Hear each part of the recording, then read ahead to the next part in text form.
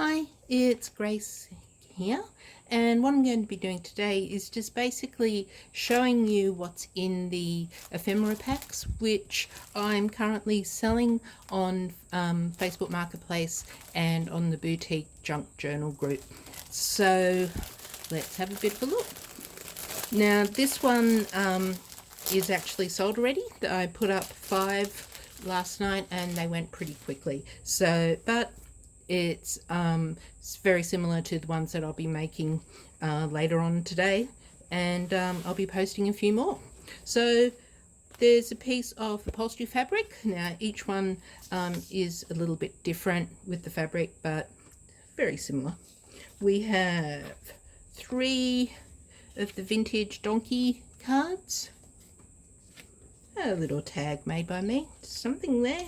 Now there's a range of tickets. They come from a variety of places, but we've got Northampton, different countries, but there's some little tickets there. You'll also receive 2 postcards. Most of my postcards do actually have writing on the back because I find them more interesting than unused ones. A couple of little cards, Mysteries of the Unknown Lifetime. So different card games, I'll throw in a few. Some lace, bits and pieces, and ribbons, and what do we got? Rick-rack, some string, card. Now the only thing in there that isn't vintage are the napkins, so there'll be a napkin in there, some handmade paper. Now we get to the fun stuff. So we've got some texts here. These ones are Huckleberry Finn. So now I call that 2 pages. So 1 page, 2 page. So you'll be receiving, there's 6 pages there. Some receipts from the Northern Steamship Company, and you get the paper behind that as well. So put that over here. A couple of more pages of text. There we go. Now this one is a children's verse, book from children's verse, so a couple there. I'll be including some maps.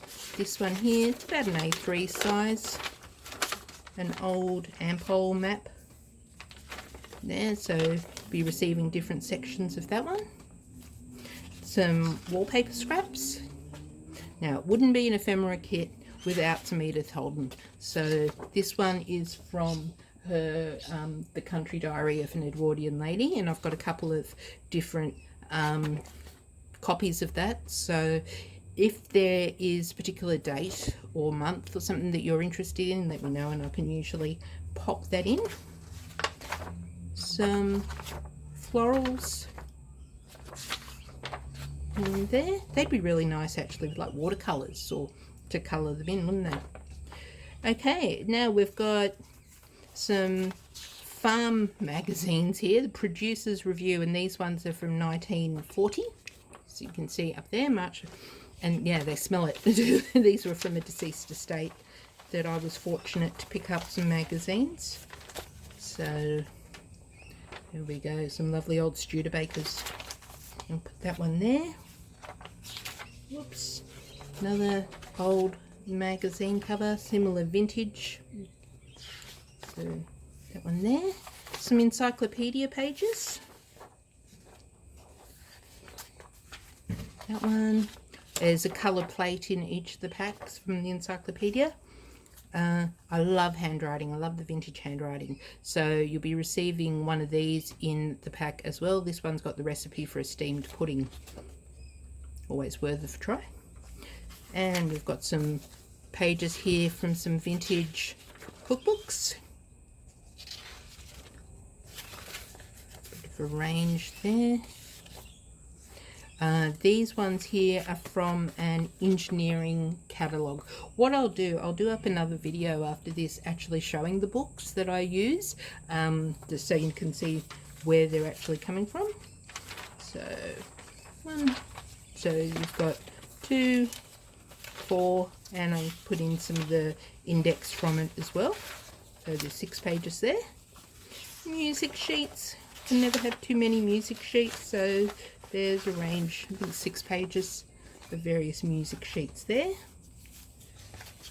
Now, the old boys' annuals, the girls' annuals, that there now. Haven't got the list right in front of me with the dates, but if I remember rightly, it was like 1946, 1950s.